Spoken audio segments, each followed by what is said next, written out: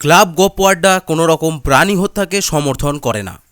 গল্পের প্লটটিকে অক্ষুণ্ণ রাখতে আমরা ঘটনাগুলি কোনো রকম পরিবর্তন করিনি। আশা করি সকলে গল্পের মতো করেই এগুলি গ্রহণ করবেন। নমস্কার শ্রোতাগণ, ক্লাব গপ্প আড্ডাতে আপনাদের স্বাগত। আজ আপনারা শুনবেন এক সত্যিকারের কাহিনী। জিম রিঘভ এক স্বনামধন্য শিকারী, তার শিকার কাহিনী অবলম্বনে এক লোমহর্ষক অ্যাডভেঞ্চার, যে ঘটনাটি কোনো গল্পের থেকে কম নয়। আজ আমাদের বিশেষ নিবেদন জিম রিঘভের লেখা ঘায়েল সিংহের প্রতিশোধ। গল্পটি আমরা নিয়েছি লীলা রায় অনুমোদিত এবং সম্পাদিত পৃথিবীর শ্রেষ্ঠ শিকার কাহিনী এই বইটি থেকে। বিশেষ দ্রষ্টব্য, গল্পটি প্রচার করার সময় আমরা লেখক বা লেখক পরিবারের কোনো রকম যোগাযোগ করতে পারিনি।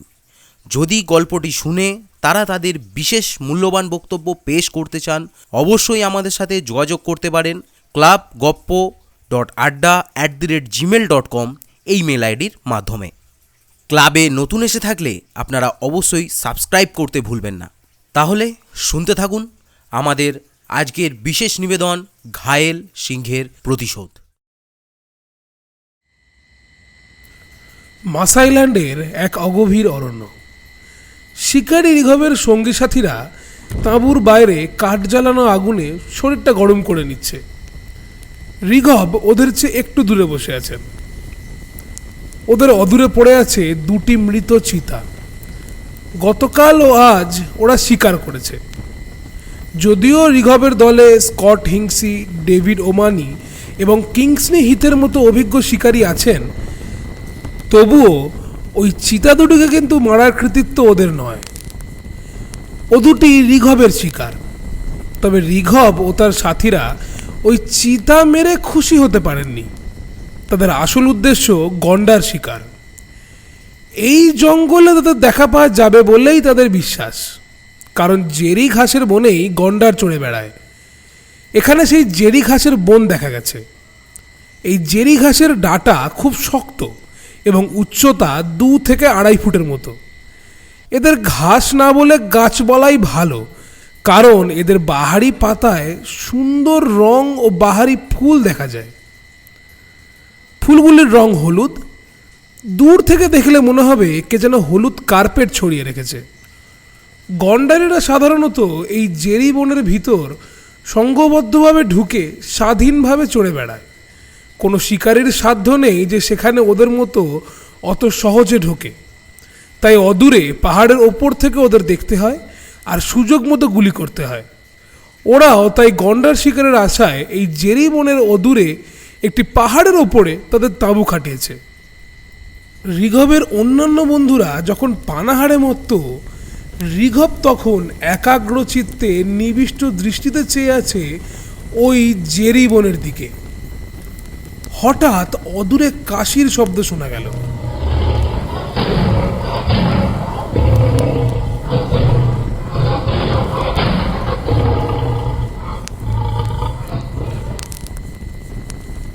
সে আওয়াজ শুনে রিঘভ ও তার সাথীরা তাদের কলরব থামিয়ে চুপচাপ অপেক্ষা করতে লাগলো। আবার শব্দ হলো।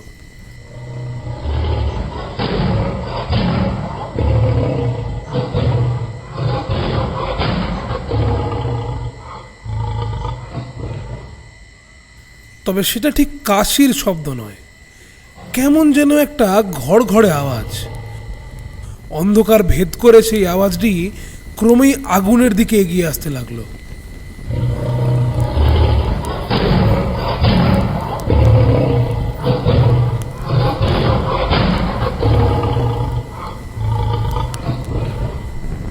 এই আওয়াজের সঙ্গে রিঘভের মাত্র একবার পরিচয় ঘটেছিল।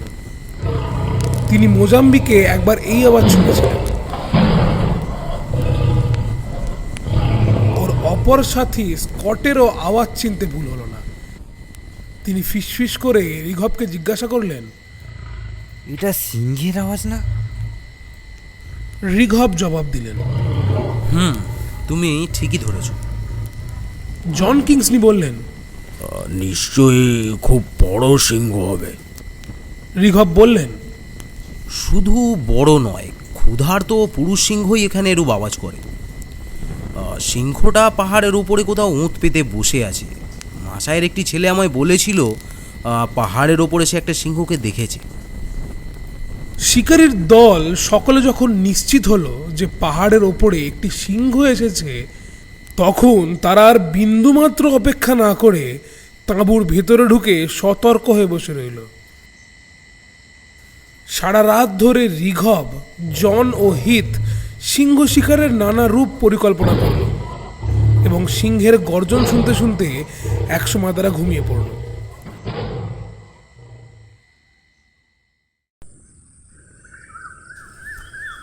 ভোরে ঘুম ভাঙতেই সকলে তাড়াতাড়ি ব্রেকফাস্ট সেরে নিল। তারপর দুটি জিপে দু দলে ভাগ হয়ে যেদিক থেকে গতকাল সারা রাত ধরে সিংহের গর্জন শোনা যাচ্ছিল সেদিকে রওনা দিল।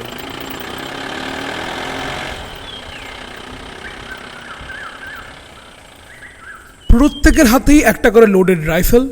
সকলেই জানে ক্ষুধার্ত সিংহ যে কোনো সময়ে তাদের আক্রমণ করতে পারে, আর যদি সঙ্গে সঙ্গে থেকে গুলি করে হত্যা না করা যায় বা একটি গুলিও মিস হয়ে যায় তবে আর নিস্তার নেই।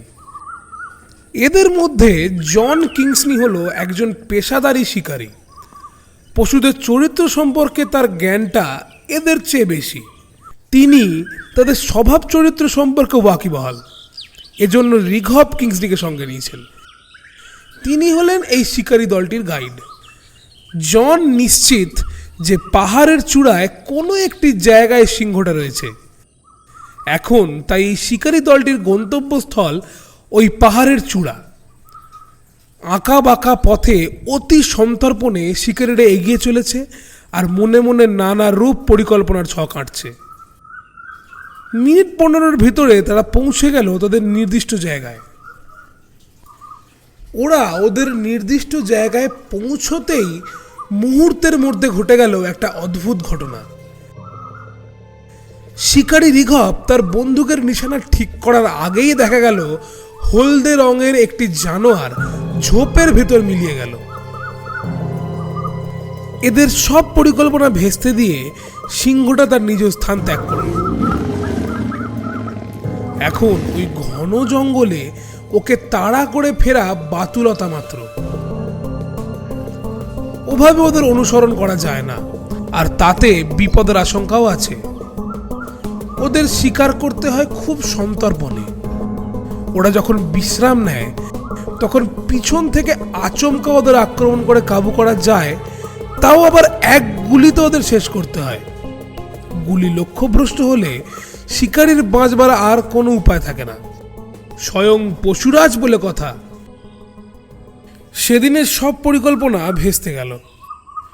রিঘব তার দলবল নিয়ে ফিরে এলেন তাঁবুতে। শুরু হলো তাদের নতুন পরিকল্পনা। রিঘব জন কিংসনিকে জিজ্ঞাসা করলেন, জন, সিংহটি এখন কোথায় আছে বলে তোমার মনে হয়? আছে আছে, ওই জঙ্গলের ভিতরেই আছে। তোমার এরূপ অনুমানের কারণ? ওই জঙ্গল শেষ হলেই তো আছে এক বিশাল ফাঁকা মাঠ, তার অনেক পরে আছে আরেকটি গভীর বন। সিংহটি যখন আমাদের আগমন জানতে পেরেছে তখন সে জঙ্গলের নিরাপদ আশ্রয় ছেড়ে ওই ফাঁকা মাঠের ভিতর দিয়ে যাওয়ার চেষ্টা করবে না। তাহলে তুমি বলছো যে ওই সিংহটা জঙ্গলের মধ্যে কোথাও লুকিয়ে আছে? হ্যাঁ, আমি শুধু বলছি না, আমি এ বিষয়ে একেবারে নিশ্চিত। বেশ বেশ, তাহলে এখন আমাদের পরবর্তী কাজ কি? এখন একটা কাজ করা যায়। যদি ওই ঝোপের ভিতর কোনো অভিজ্ঞ বনতাড়ুয়াদের নিয়োগ করা যায় তবে কিছুটা সুরাহা পাওয়া যাবে। কিন্তু জন, এখানে তো তেমন কাউকেই দেখছি না। আচ্ছা রিঘব, একটা কথা ভাবছি, যদি আমাদের চাকরদের এ কাজে লাগিয়ে দিই তাহলে কেমন হয়? ঠিক বলেছ, কিন্তু তারা কি এই বিপজ্জনক কাজ করতে রাজি হবে? হবে হবে, বেশি অর্থের লোভে এরা কাজ অবশ্যই করবে। বাই দ্য ওয়ে, স্কট আর ডেভ কোথায়? ওরা তো সেই মরা জিরাফটাকে পাহারা দিচ্ছে। কোন মরা জিরাফের কথা বলছো? আরে কাল জঙ্গলের মধ্যে সেই সিংহটা যাকে আধখা অবস্থায় ফেলে গেছে, সেই জিরাফটা। ওটা পাহারা দিয়ে কি হবে? যদি আবার ওই মাংসের লোভে সিংহটি ওখানে আসে? ও আর খোলা জায়গায় বেরোবে না। তাছাড়া সিংহ পচা মাংস খায় না। তা টাটকা মাংসের খোঁজেও তো বের হবে। তাছাড়া অত বড় জিরাফটার অত মাংস ও কি ফেলে পালাবে? বাঘ হলে পালাতো না, কিন্তু সিংহ তো, ও পালাবে। তাহলে এখন কি করা যায়? কি আর করবে? ঢাকঢোল বাজিয়ে বনের ভিতর থেকে সিংহটিকে বের করা ছাড়া আর কোনো উপায় নেই। জনের একথা মনঃপুত হল না রিঘবের। তিনি তাঁর সঙ্গী সাথীদের সঙ্গে খুব তাড়াতাড়ি আহার পর্ব শেষ করলেন। তারপর বেয়ারা বাবুর্চি সহ সব প্রয়োজনীয় জিনিস ল্যান্ড রোভার গাড়িতে চাপিয়ে পাহাড়ের যে জঙ্গলে সিংহটি গা ঢাকা দিয়ে আছে সেখানে তাঁবু খাটিয়ে জঙ্গলের ভেতর থেকে সিংহটিকে বাইরে বের করার জন্য লোক নিয়োগ করলেন।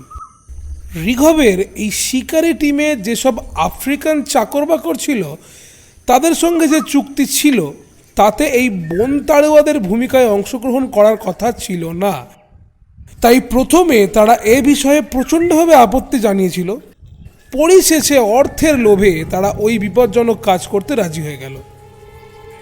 এই কাজে প্রতি মুহূর্তে জীবননাশের আশঙ্কা। টিন বাজিয়ে জঙ্গলে প্রবেশ করার সময় সিংহটি যে কোনো সময় ওদের যে কোনো একজনের ঘাড়ে লাফিয়ে পড়ে ওদের ভবলীলা সাঙ্গ করতে পারে।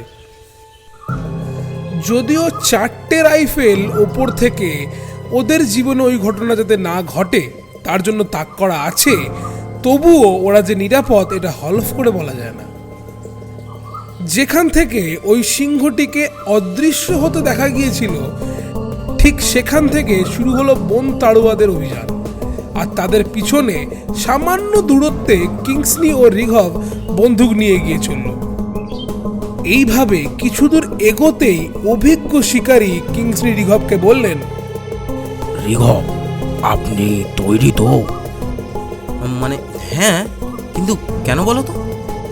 আমি সিংহটির অবস্থান জেনেছি। ও এক্ষুনি বেরিয়ে পড়বে।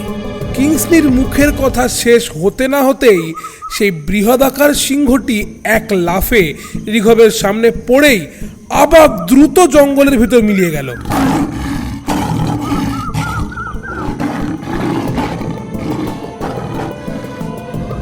তাকে বন্দুক চালাবার সুযোগ পর্যন্ত দিল না।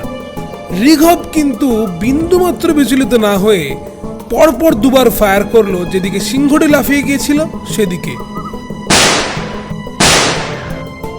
আরে রিঘব, এ আপনি কি করলেন? বিস্ময় প্রকাশ পেল কিংসলির কণ্ঠে। এছাড়া আর কি করতে পারতাম? আপনি কি মনে করেন আপনার ওই গুলি দুটো সিংহের কোনো ক্ষতি করেছে?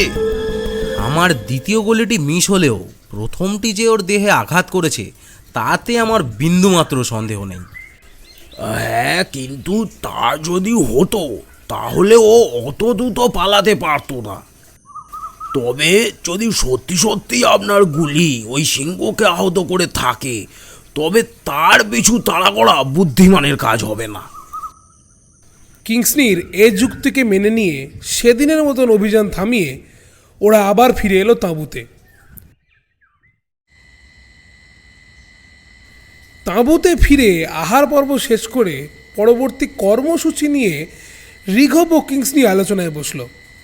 কিংসলি রিঘবকে বললেন, দেখুন, যদি আপনার গুলি ওই সিংহকে আহত করে থাকে তবে ওই সিংহ প্রতিহিংসা চরিতার্থ করার জন্য অবশ্যই এই তাঁবুতে আক্রমণ চালাবে।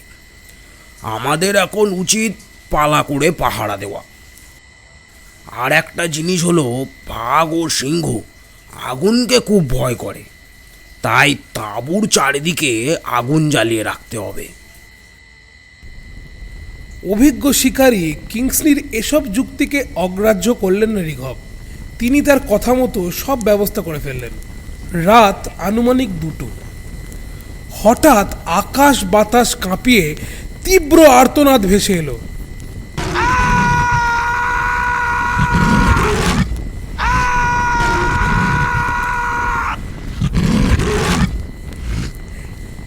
একে ঠিক গর্জন বলা ঠিক হবে না, দুজন প্রহরী তাঁবুর বাইরে বন্দুক হাতে পাহারা দিচ্ছিল। এবার প্রায় সকলেই বাইরে বেরিয়ে এলো, এসে দেখলো বিপদ যা হওয়ার হয়ে গেছে। ওদের একটি আফ্রিকান চাকর প্রকৃতির ডাকে সাড়া দিতে গিয়ে আগুনের গণ্ডি পেরিয়ে বাইরে গিয়েছিল। কাছাকাছি ওত পেতে বসেছিল সিংহটি। সিংহটি তার রাতের আহার পর্ব শেষ করবার জন্য তাকে নিয়ে কেটে পড়েছে। পাশেই পড়ে আছে হতভাগ্য চাকরটির দেহের তাজা রক্ত। কিংসলি প্রত্যেককে বারবার ডেকে সতর্ক করে দিয়েছিল যাতে তারা আগুনের সীমানার বাইরে না যায়। তার কথা অগ্রাহ্য করে চাকরটি এই বিপদ ডেকে আনলো। কিংসলি এবার তার পাহারাদারদের বললেন, তোমরা সব এখন তাঁবুর ভিতরে বিশ্রাম নাও। আজ রাতে সিংহটি এখানে আর আসবে না। আমার কথা শুনে চললে আজ তোমরা যে সাথীটিকে হারালে তাকে আর হারাতে হতো না।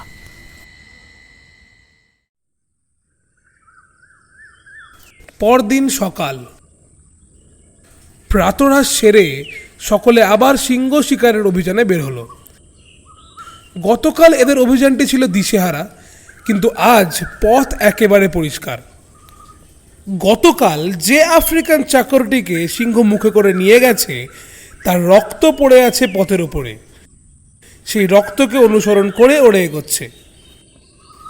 রক্তের দাগটি গতকালের পথে নেই, একটি জায়গা থেকে তা অন্যদিকে মোড় নিয়েছে। এতে এটি আরও স্পষ্ট হলো যে সিংহটি কালকের জায়গায় আর নেই, সে তার খাদ্য নিয়ে অন্যত্র গেছে। এবারে রিঘব ও কিংসলি এ বিষয়ে একেবারে নিশ্চিত হলো যে সিংহটি অন্য জঙ্গলে গিয়ে পরম নিশ্চিন্তে তার শিকারকে ভক্ষণ করেছে। সে ভেবেছে যে তার কাছে এবার আর তার শত্রু পৌঁছতে পারবে না, কিন্তু পথে যে রক্তের নিশানা সে রেখে গেছে তার সে বুঝবে কি করে? আর এই বুদ্ধিটুকুর অভাব বলেই তো ওরা মানুষ নামক বুদ্ধিজীবীর কাছে মার খায়। ওরা রক্তের দাগকে অনুসরণ করে সেই অন্য জঙ্গলে প্রবেশ করে কিছু দূর এগোতেই দেখতে পেল সিংহটি তার গত রাতের শিকারের অর্ধেকের বেশিটা ইতিমধ্যেই খেয়ে ফেলেছে এবং তার উপরে মাথা রেখেই ঝিমুচ্ছে। রিঘব তার বন্দুকটি তাক করতেই এবার সিংহটি তড়াক করে জঙ্গলের দিকে লাফ দিল, আর রিঘবের বন্দুকও সঙ্গে সঙ্গে গর্জে উঠল। দোনলা বন্দুকের দুটি গুলি গর্জে উঠতেই ঝোপের ভিতর থেকে এবার এক গগনভেদী আওয়াজ উঠল।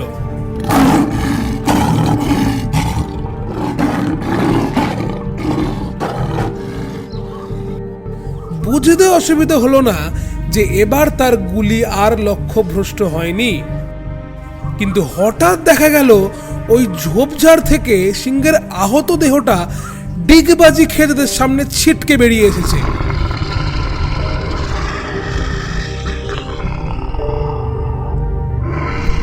সিংহটাকে ওভাবে সামনে আসতে দেখে রিঘবের সঙ্গী সাথীরা সব ছুটে পালাতে লাগলো।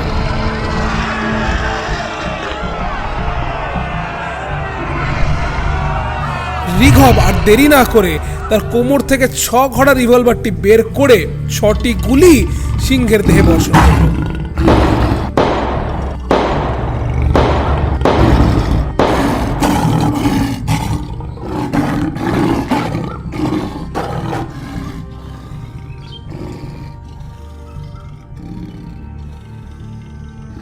সব গর্জন থেমে গেল মুহূর্তে।